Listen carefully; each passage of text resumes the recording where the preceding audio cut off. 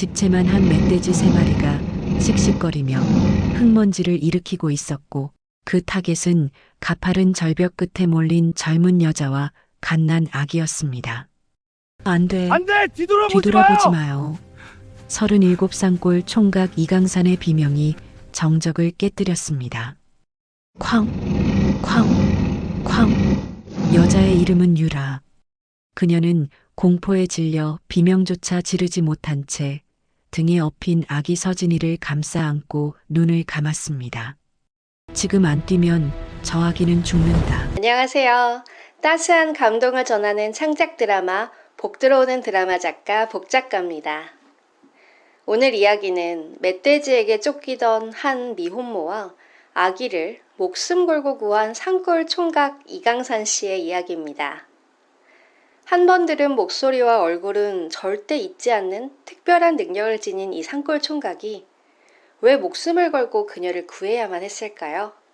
그들의 만남 뒤에 숨겨진 30년 전 기적 같은 약속까지 재밌게 들어주세요. 오늘도 따뜻하고 위로가 되는 이야기로 정성껏 준비했으니까요. 편안한 마음으로 끝까지 함께 해주시기 바랍니다. 이야기를 듣기 전에 구독과 좋아요 눌러주시고 어디서 계신지 댓글 남겨주시면 제게 큰 힘이 됩니다. 자, 그럼 이야기 시작합니다. 괜찮아요. 제가 막을게요. 강산의 왼쪽 관자놀이에 있는 초승달 모양의 해묵은 흉터가 땀과 피에 젖어번뜩였죠. 30년 전 누군가를 구하다 얻었던 그 흉터가 오늘 또다시 누군가를 구하기 위해 붉게 달아오르고 있었습니다. 이들은 왜 이곳에 있던 걸까요? 그는 이상하게도 이 순간 30년 전의 기억이 떠올랐어요. 깊은 산속 조난당에 떨고 있던 한 아저씨. 그 아저씨를 구하려다 바위에 머리를 찧었던 7살 소년의 기억. 탕! 귀를 찢는 총성이 2번 울렸습니다. 마을 이장 덕수가 사냥용 엽총을 들고 나타난 것입니다. 멧돼지 한 마리가 쓰러지고 나머지가 숲속으로 도망치자 강산은 그제야 버티던 무릎을 굽히며 바닥에 고꾸라졌죠.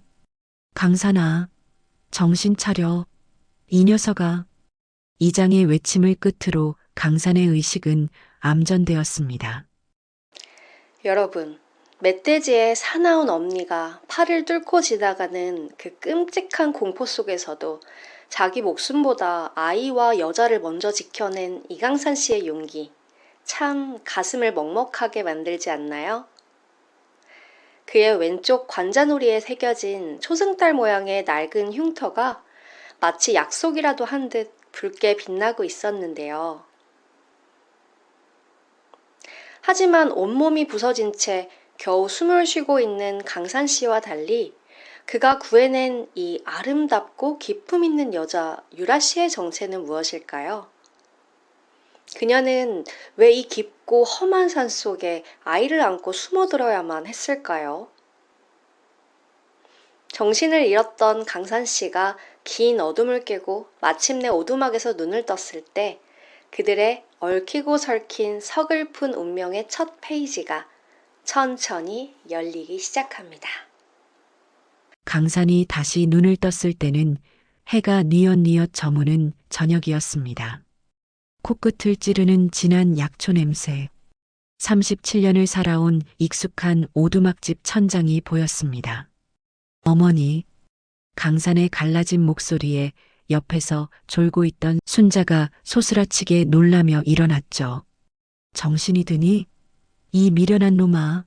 제 몸 하나 건사 못하면서 누굴 구하겠다고. 어머니의 매서운 말 속에는 억눌린 울음이 섞여 있었습니다.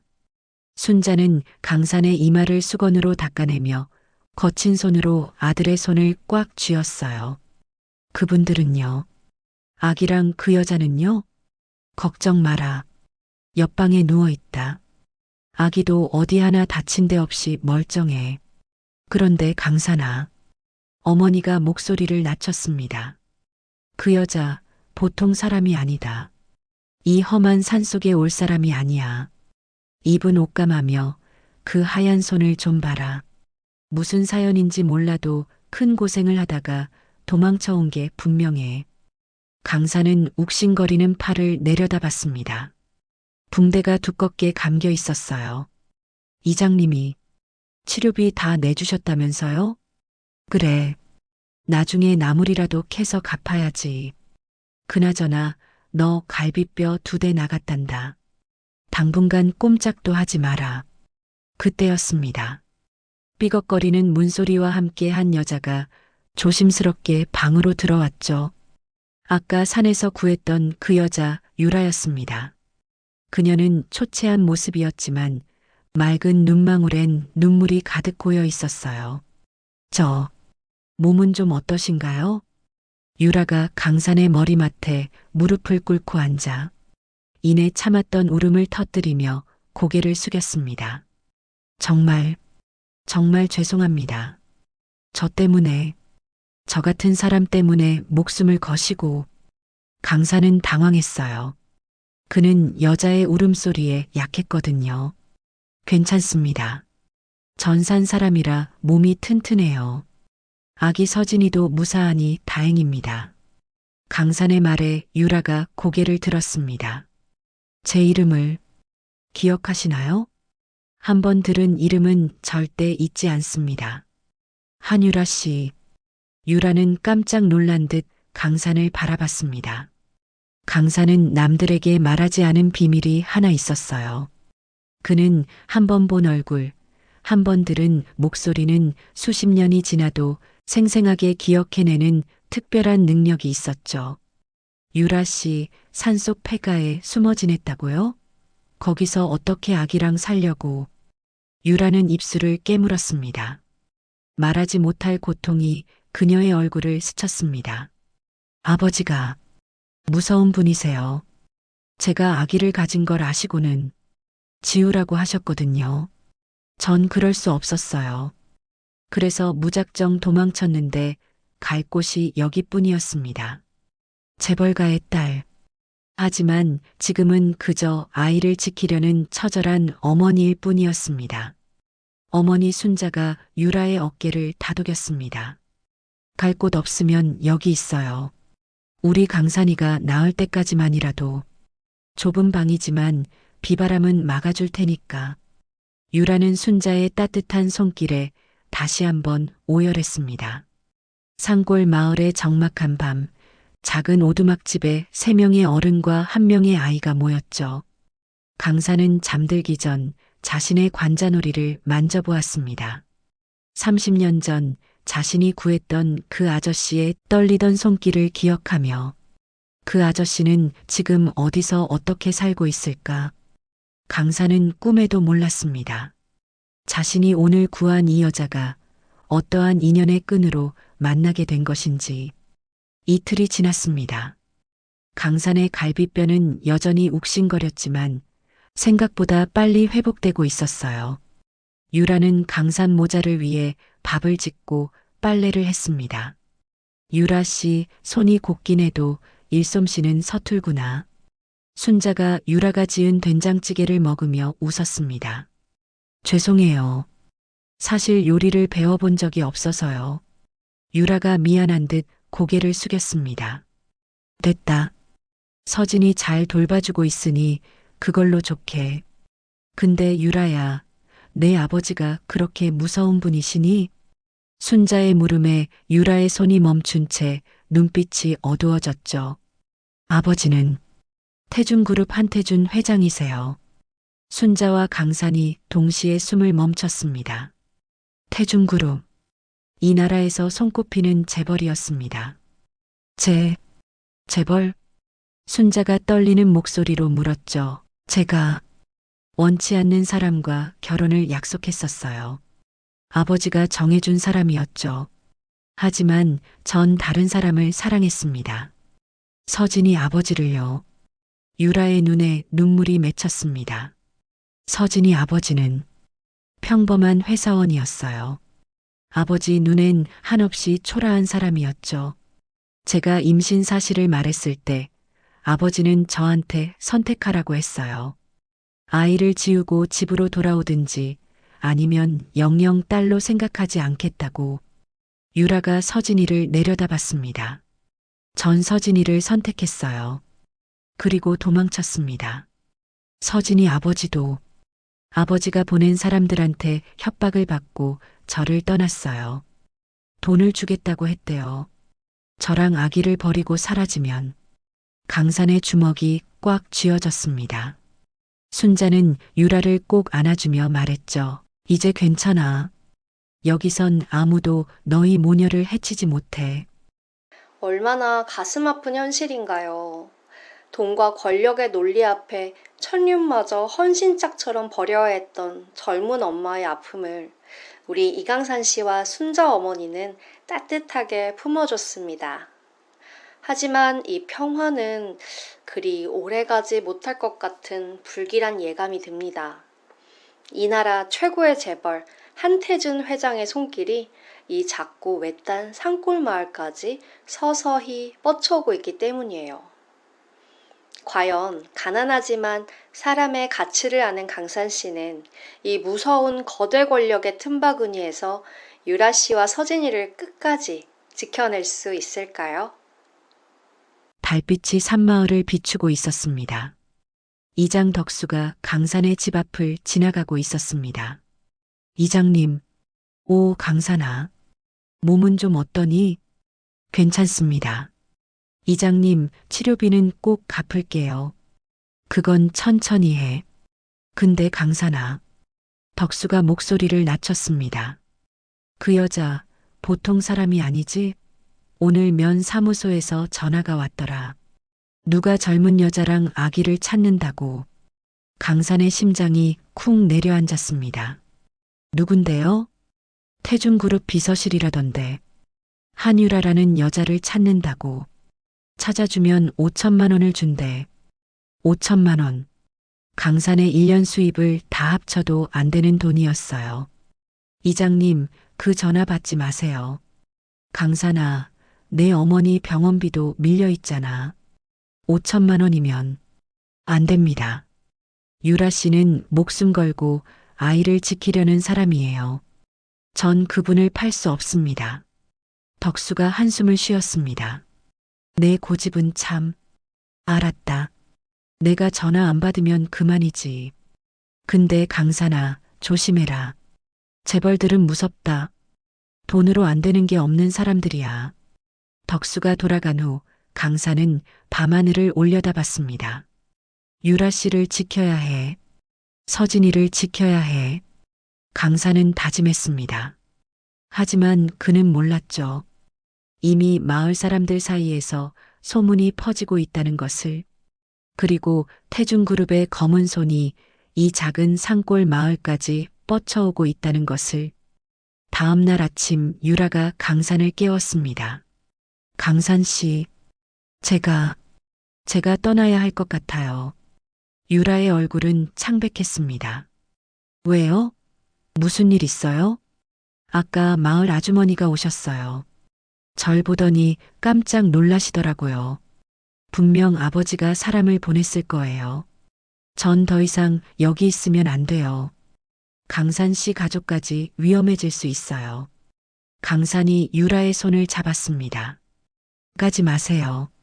전 유라 씨를 지킬 수 있어요. 어떻게요? 상대는 이 나라 최고의 재벌이에요. 돈으로 사람도 움직이고 법도 움직이는 사람들이에요. 유라의 목소리가 떨렸죠. 그래도 전 유라 씨가 가는 걸 그냥 볼 수 없어요. 강산의 눈빛이 단호했습니다. 유라는 그 눈빛을 보며 가슴 한편이 뜨거워지는 걸 느꼈어요. 생전 처음 보는 따뜻함이었습니다. 조건 없이 자신을 지키려는 사람. 유라는 그런 사람을 만난 적이 없었습니다. 강산 씨, 고마워요. 정말. 그 순간 밖에서 차 소리가 들렸습니다.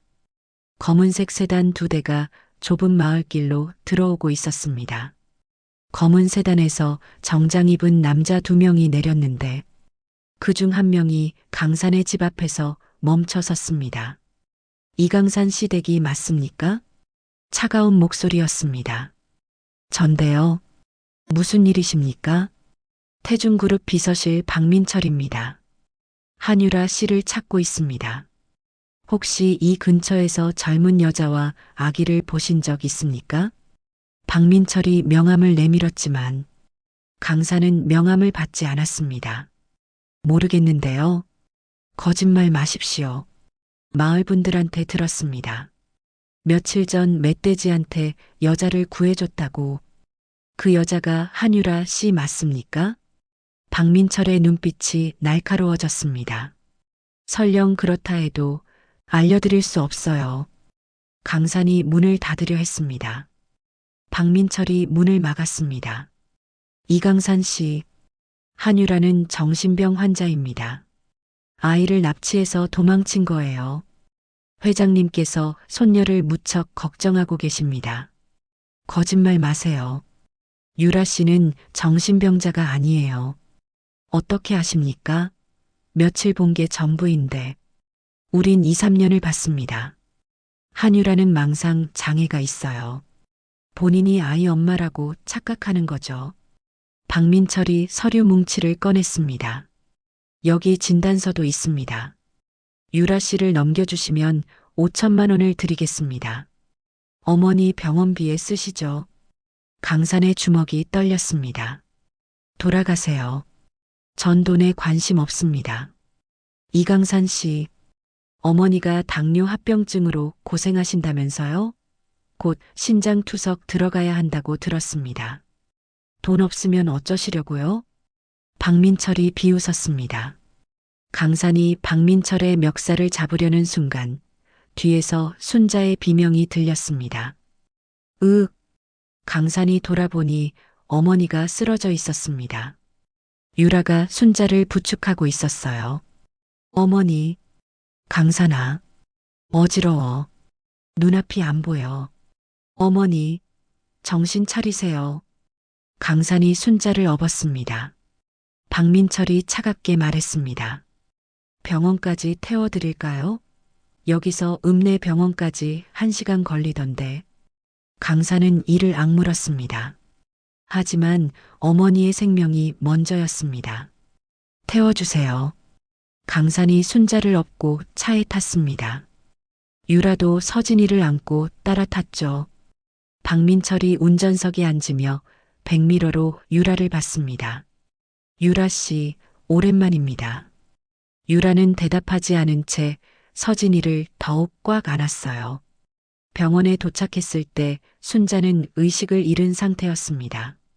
1시간 후 의사가 강산을 불렀습니다. 보호자분이십니까? 네, 아들입니다. 어머니 상태가 좋지 않습니다. 당뇨 합병증으로 신부전이 왔어요. 당장 투석을 시작해야 하고 근본적으로는 신장 이식이 필요합니다. 해요. 강산의 머릿속이 하얘졌습니다. 2천만 원. 평생 모아도 만들 수 없는 돈이었습니다. 일단 입원시키겠습니다. 보증금 500만 원 먼저 내주세요.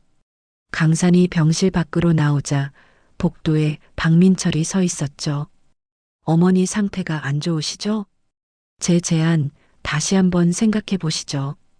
5천만 원이면 어머니 수술하시고도 3천만 원이 남습니다. 박민철이 수표를 꺼냈습니다. 5천만 원. 강산은 평생 처음 보는 액수였습니다. 한유라를 저희에게 넘겨주세요. 그럼 이 돈은 당신 겁니다. 강산의 손이 떨렸습니다. 어머니의 생명과 유라의 자유. 둘 중 하나를 선택해야 했습니다. 시간 드릴게요. 내일까지 생각해 보세요. 박민철이 수표를 강산의 손에 쥐어주고 떠났습니다. 강산은 그 자리에 주저앉았습니다. 유라가 강산 옆에 앉았어요. 강산 씨, 전 괜찮아요. 뭐가 괜찮아요? 돈 받으세요. 어머니 살리세요. 전 어차피 도망칠 수 없어요. 유라의 목소리가 떨렸습니다. 안 돼요. 전 유라 씨를 팔 수 없어요. 왜요? 저 같은 사람 때문에 어머니를 잃을 순 없잖아요. 유라가 울음을 터뜨렸습니다. 강산이 유라의 어깨를 잡았습니다. 어머니는 항상 말씀하셨어요. 돈보다 중요한 게 사람이라고. 사람의 목숨은 돈으로 살 수 없다고. 강산의 눈에도 눈물이 맺혔습니다. 전 어머니 말씀을 지킬 거예요. 다른 방법을 찾을 거예요. 하지만 강산도 알고 있었습니다. 다른 방법이 없다는 것을. 그날 밤 강산은 병실 복도에서 밤을 지새웠습니다. 손에 쥔 수표가 천근만근 무거웠죠. 다음 날 아침 마을 이장 덕수가 병원으로 찾아왔습니다. 강산아, 어머니 상태가 어떠니? 안 좋으세요. 2천만 원이 필요한데. 강산의 목소리가 가라앉았습니다. 덕수가 한숨을 쉬었습니다. 강산아, 솔직히 말할게. 어제 그 비서실장이란 사람이 날 찾아왔어. 마을 사람들한테도 다 연락했대. 한유라 위치 알려주는 사람한테 5천만 원 준다고. 벌써 마을 사람 절반이 흔들리고 있어. 강산의 주먹이 꽉 쥐어졌습니다. 강산아, 넌 착한 놈이야. 하지만 세상은 내 생각처럼 착하게 안 돌아가. 돈 앞에서 사람은 변해. 이장님도 돈 받으실 건가요? 아니, 난 안 받아. 하지만 다른 사람들은 모르겠다. 특히 박씨 아저씨네. 그 집 빚이 얼마나 많은지 아니? 덕수가 강산의 어깨를 두드렸습니다. 조심해라. 사람들 눈빛이 변하고 있어. 덕수가 떠난 후 강산은 병실로 들어가자 순자가 깨어나 있었습니다. 강산아, 엄마 괜찮아. 걱정 마.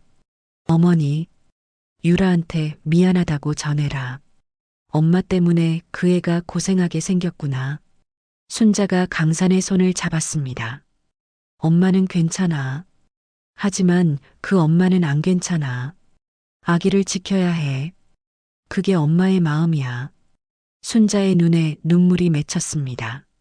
그날 오후 유라가 강산을 불렀습니다. 강산 씨, 전 결정했어요. 제가 아버지한테 돌아갈게요. 대신 조건을 걸 거예요. 서진이는 제가 키우게 해달라고. 그리고 강산 씨 어머니 수술비를 내달라고. 유라의 목소리는 단호했죠. 안 돼요. 유라 씨 아버지는 약속 안 지킬 거예요. 그래도 이게 최선이에요. 전 어차피 도망칠 수 없어요. 하지만 이렇게라도 강산 씨한테 은혜를 갚고 싶어요. 유라가 서진이를 꽉 안았습니다. 강산 씨, 저한테 사는 법을 가르쳐 주셨어요. 조건 없이 사람을 지킨다는 게 뭔지, 그게 얼마나 따뜻한 건지 평생 잊지 않을게요. 강산이 유라의 손을 잡았습니다. 아직 포기하지 마세요. 제가 꼭 방법을 찾을게요. 하지만 그때였습니다.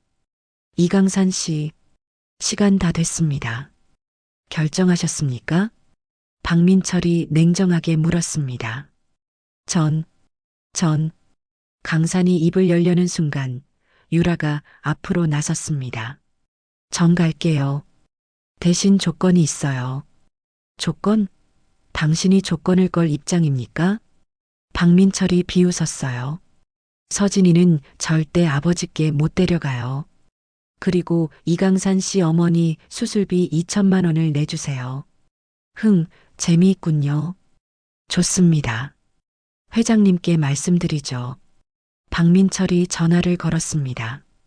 잠시 후 그가 전화를 끊었습니다. 회장님께서 허락하셨습니다. 수술비는 내일 입금하겠습니다. 대신 한유라, 당신은 지금 당장 저희와 함께 가야 합니다.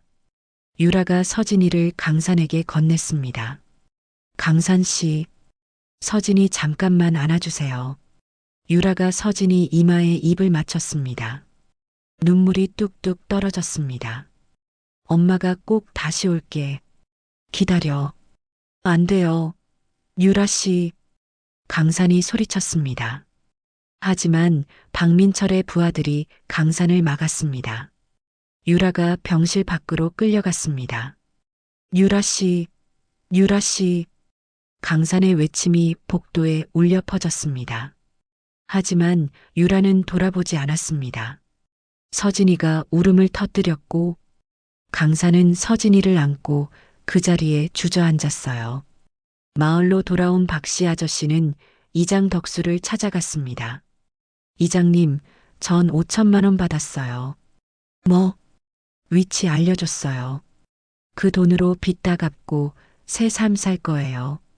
박 씨의 얼굴엔 죄책감이 없었습니다. 덕수가 주먹을 불끈 쥐었습니다. 이 사람아, 그게 사람이 할 짓이야? 이장님도 돈 필요하시잖아요. 저만 나쁜 사람 아니에요. 세상이 원래 이런 거예요. 박 씨가 돌아서서 갔습니다. 덕수는 그 뒷모습을 보며 한숨을 쉬었습니다.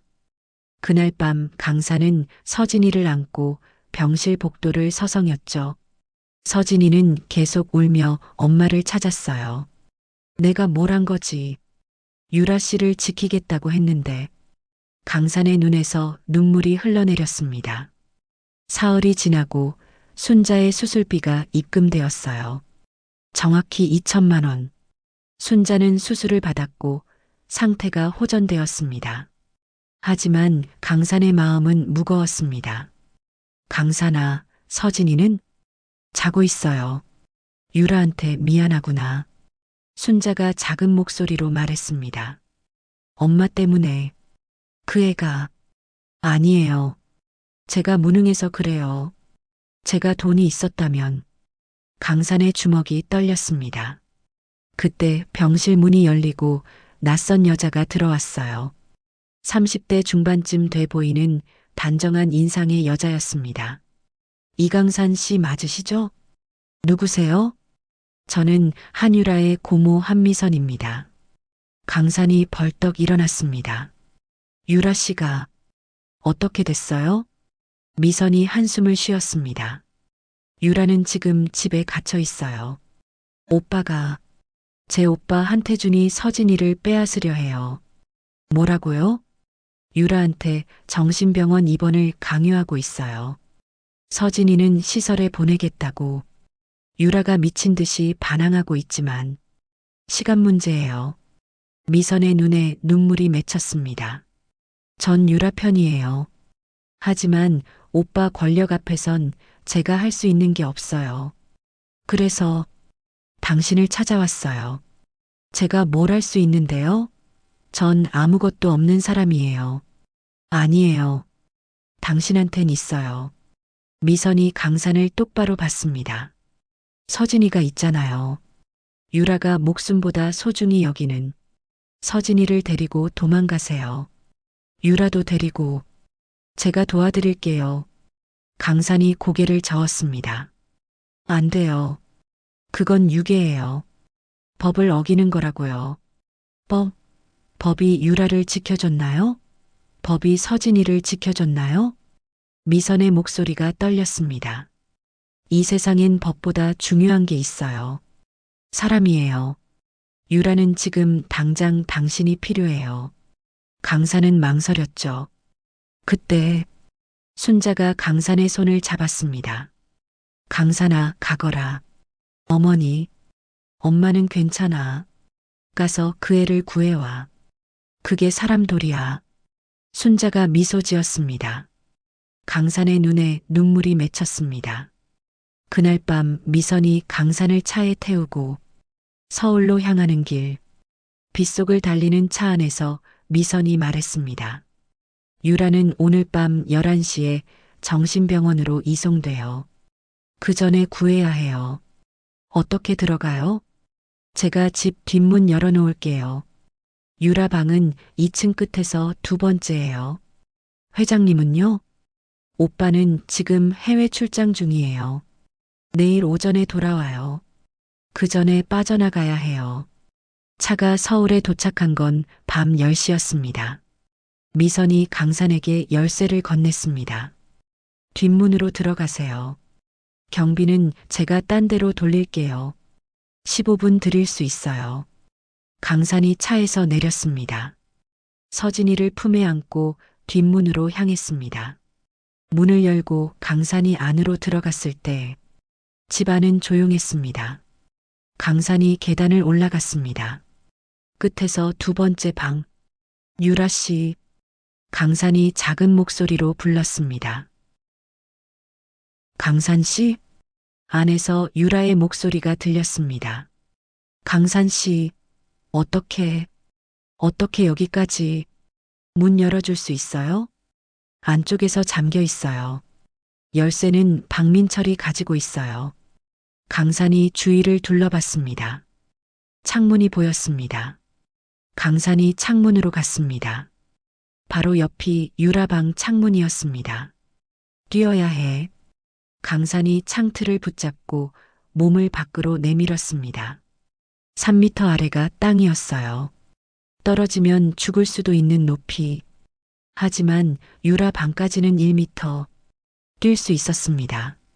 강산이 서진이를 등에 업었습니다. 그리고 뛰었습니다.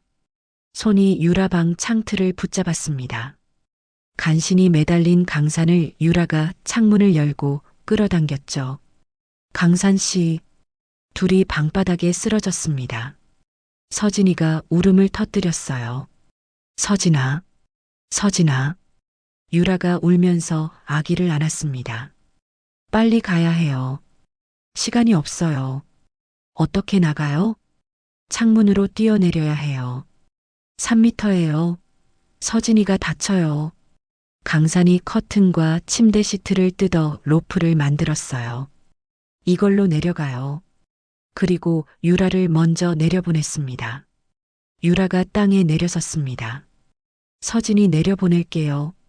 강산이 서진이를 천천히 내려보내고 유라가 서진이를 안전하게 받아낸 후 강산이 마지막으로 내려오려는 순간이었어요. 거기서 박민철이었습니다. 강산이 로프를 놓고 뛰어내렸습니다. 땅에 떨어지는 순간 발목이 삐끗했어요. 강산 씨. 유라가 강산을 일으켰죠. 뛰어요. 빨리. 뒷문에 기다리고 있던 미선의 차가 보였어요. 빨리 타요. 뒤에서 경비들이 쫓아왔지만 이미 늦었습니다.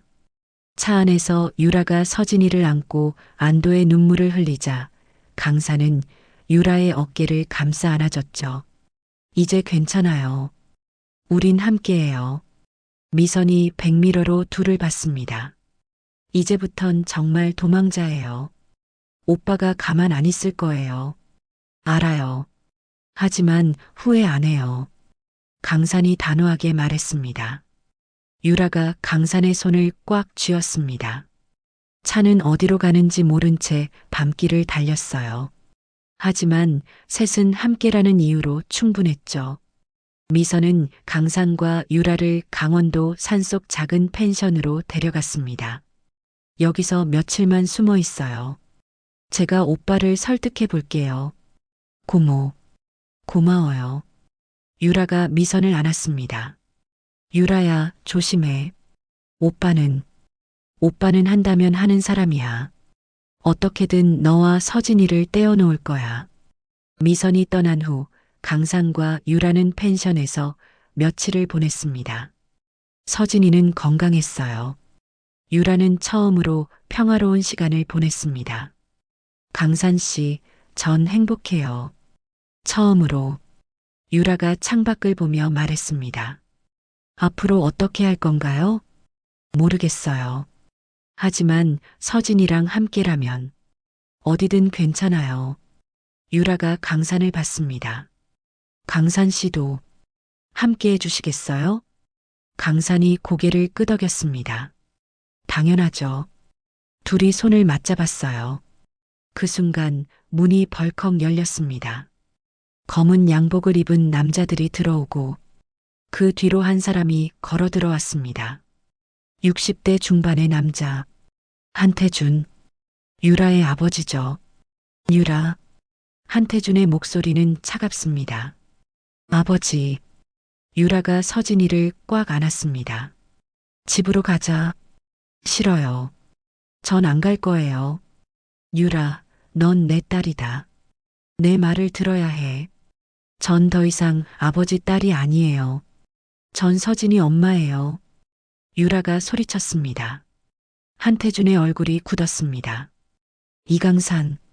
한태준이 강산을 쳐다보며 이름을 불렀죠.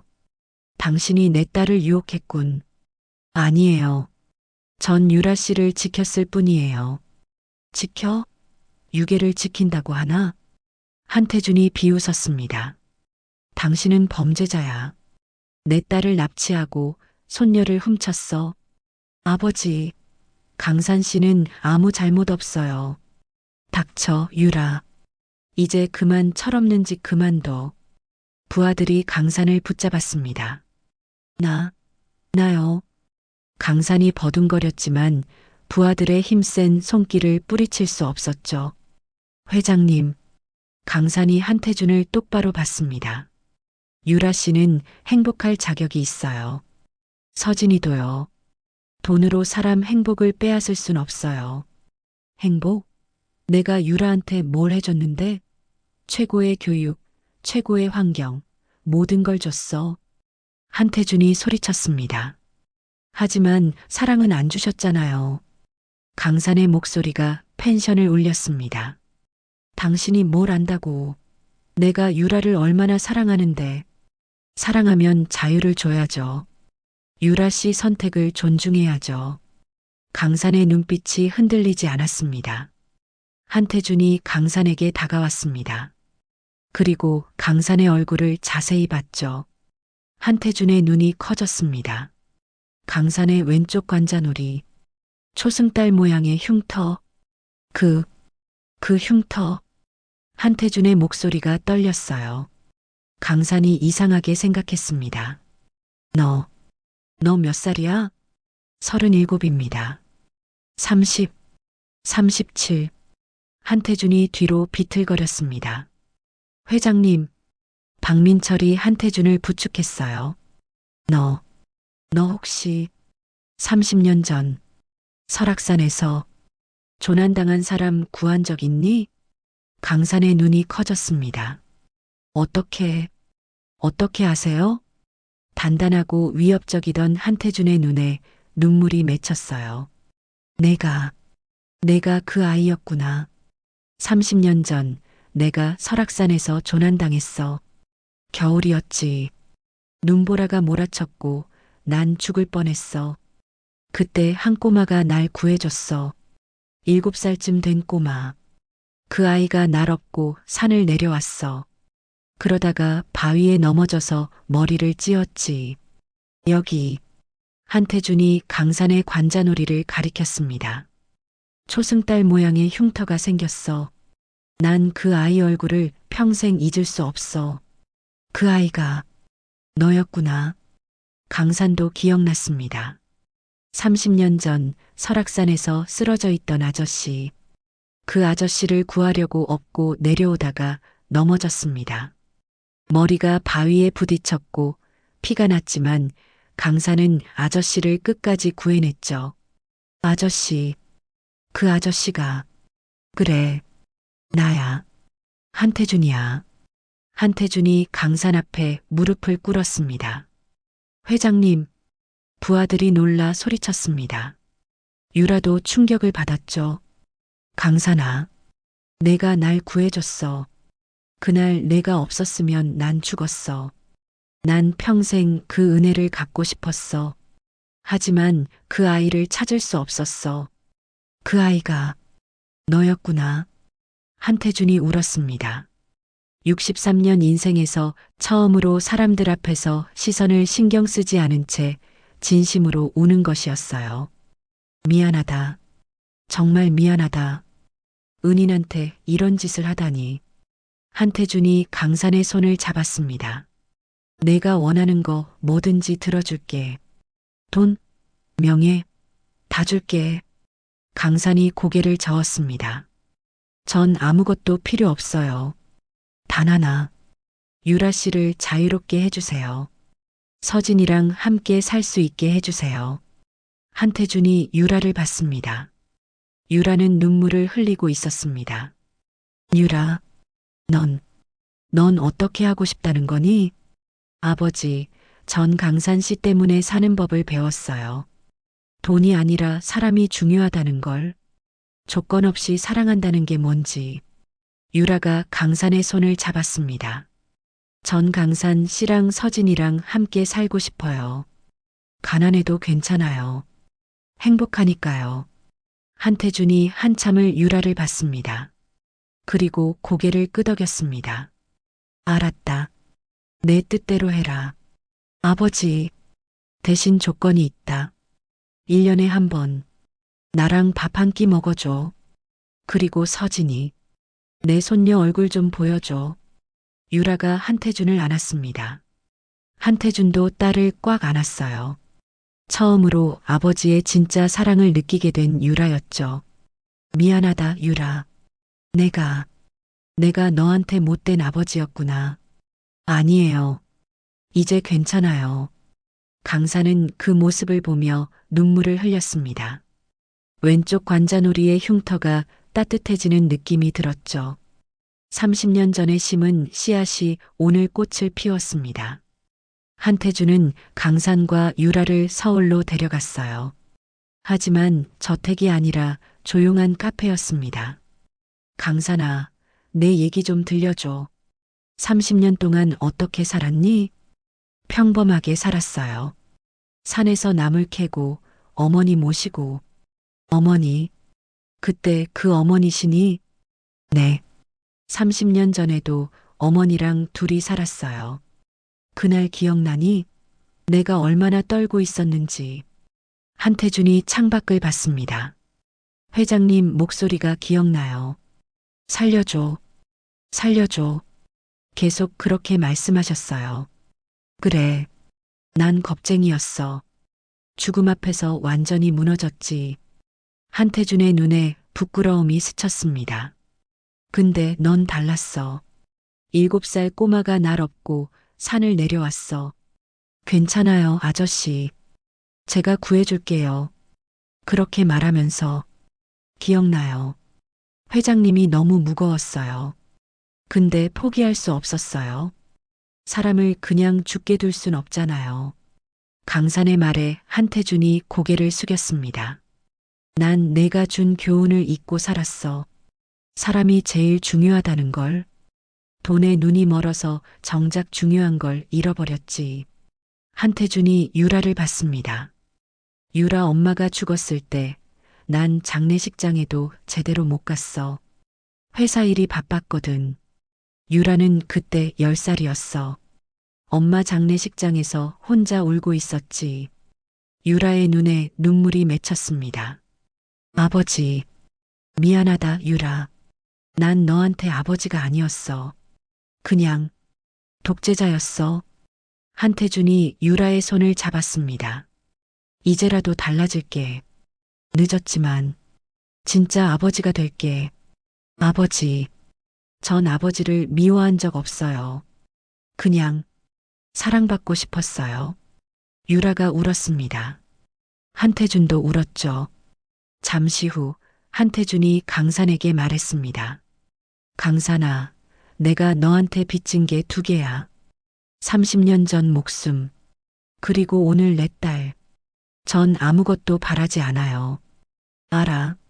내가 그런 사람인 거 알아. 하지만 난 갚고 싶어. 내 어머니 병원비 평생 내가 댈게. 그리고 내가 하고 싶은 일 있으면 뭐든지 도와줄게. 정말 아무것도 필요 없어요. 강산이 고개를 저었습니다. 그럼 하나만. 유라랑 행복하게 살아줘. 그게 내 소원이야. 한태준이 진심으로 말했습니다. 강산이 고개를 끄덕였습니다. 약속할게요. 박민철. 예, 회장님. 박민철이 다가왔습니다. 강산 어머니 병원비 평생 지원해. 그리고 산골 마을에 의료센터 하나 지어. 어르신들이 치료받을 수 있게. 알겠습니다. 박민철이 고개를 숙였습니다. 하지만 그의 눈빛엔 불만이 서려 있었어요. 회장님이 변하셨어. 저 거지 같은 놈 때문에. 박민철은 속으로 생각했습니다. 강산아, 1년에 한 번씩 나 좀 봐줘. 그리고 서진이, 내 손녀 얼굴 좀 자주 보여줘. 그러죠. 강산이 웃자 한태준도 웃었어요. 그날 강산과 유라는 산골 마을로 돌아갔습니다. 순자는 손녀 서진이를 안고 울었습니다. 유라야, 잘 왔다. 우리 이제 가족이다. 어머니, 유라가 순자를 안았어요. 순자도 유라를 꽉 안았죠. 진짜 가족이 된 느낌이었어요. 그날 밤 강산은 마을 뒷산에 올랐습니다. 별이 쏟아질 듯 빛나고 있었습니다. 유라가 뒤에서 다가왔죠. 강산 씨, 뭐해요? 별 보고 있어요. 예뻐요. 유라가 강산 옆에 섰습니다. 유라 씨, 행복해요? 네. 평생 이렇게 행복한 적 없어요.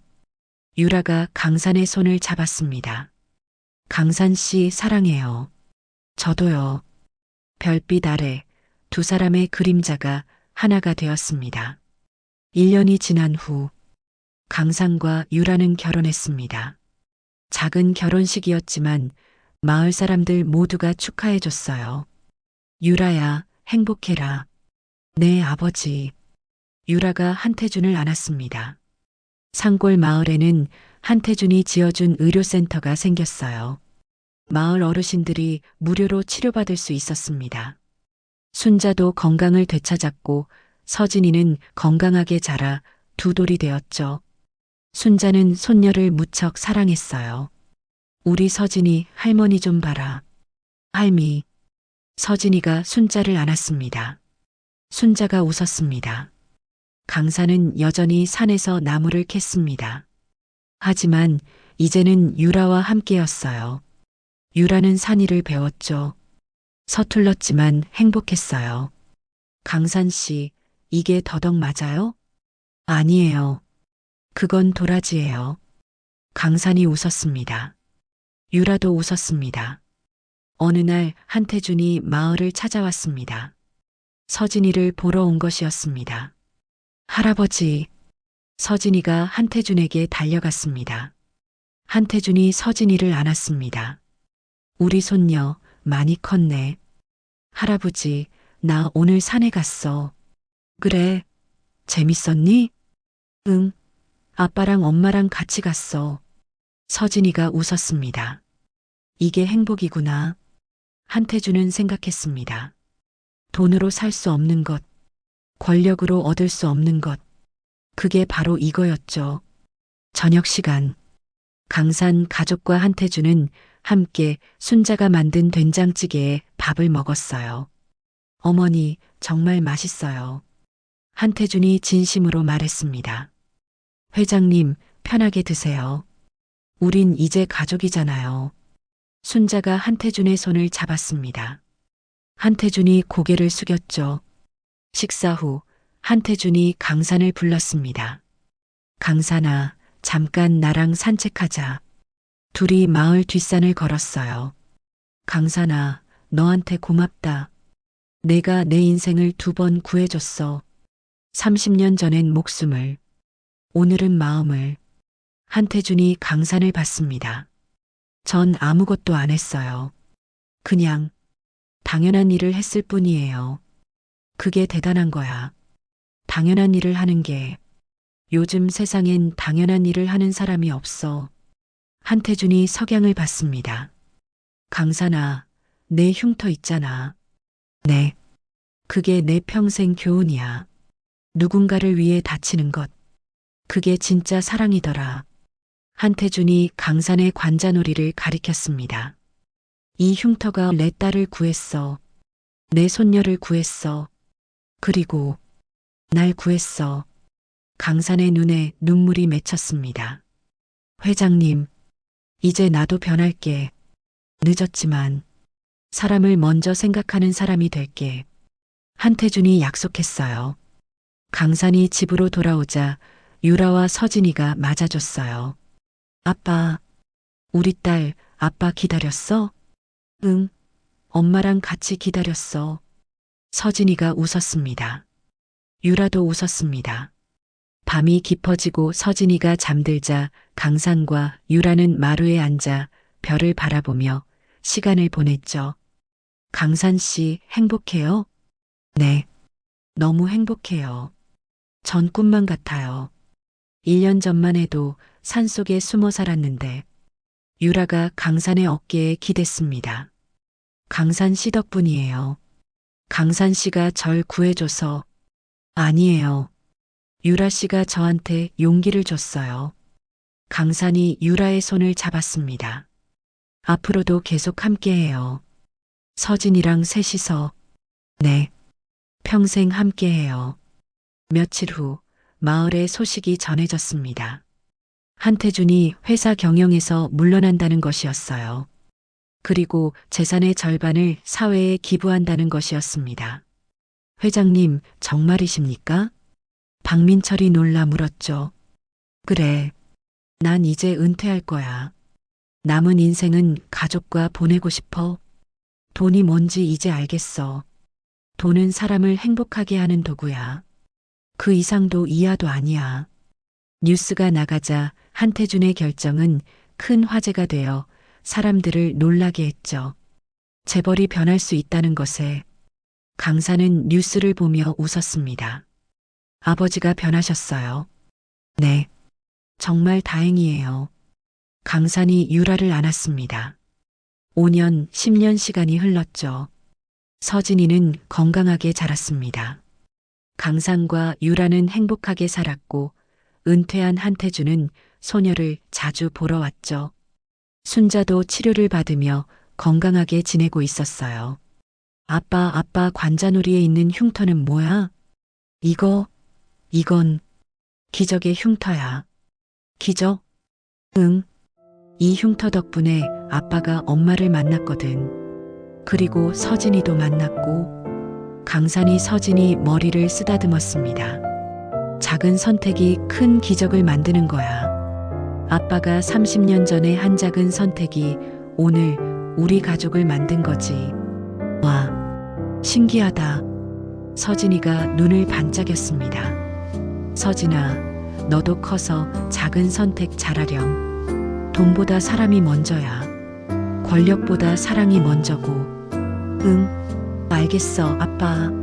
서진이가 웃었습니다. 30년 전의 기억, 오늘의 기적, 모두 이 작은 흉터에서 시작되었습니다. 오늘 들려드린 창작 드라마 멧돼지 약초꾼 재밌게 감상하셨나요? 산골총각 이강산 씨가 멧돼지의 사나운 위협 앞에서도 자기 목숨을 던져 유라 씨와 아기를 지켜낸 건 어떤 거창한 대가나 보상을 바란 행동이 결코 아니었어요. 30년 전 이름 모를 이웃을 구하기 위해 자신의 이마가 깨져가면서도 끝까지 업고 내려왔던 그 순수한 마음 또한 마찬가지였는데요.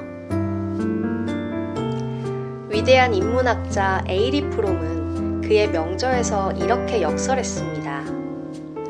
누군가를 아끼고 베푸는 마음은 결코 수동적인 감정이 아니라 능동적인 활동이며 타인을 온전히 마음에 품는다는 건 나의 생명력과 가장 소중한 진심을 상대에게 조건 없이 베푸는 창조적 행위라고요. 내가 오늘 아무도 보지 않는 곳에서 혹은 고단한 삶의 바닥에서 내미는 작은 손길 하나가 기나긴 세월을 건너 마침내 나에게 가장 따뜻한 기적의 열매가 되어 돌아오는 우주의 이치와 참 닿아 있습니다. 불교에서는 이를 두고 인과와 자비의 가치라고 부르며 기독교에서는 거룩한 아가페의 정신이라고 하죠. 우리도 오늘은 내 미래의 삶을 구할 수도 있는 작은 친절 하나 베풀어 보는 건 어떨까요? 오늘 들려드린 복 들어오는 드라마가 여러분의 지친 마음에 작은 위로가 됐다면 화면 아래에 있는 좋아요와 구독 버튼 눌러주시면 감사하겠습니다.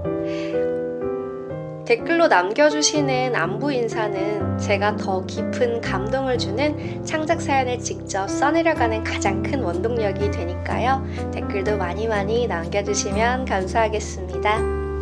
오늘도 정말 고생 많으셨습니다. 부디 몸도 마음도 편안하고 따뜻한 하루 되세요. 여러분 복 많이 받으세요. 감사합니다.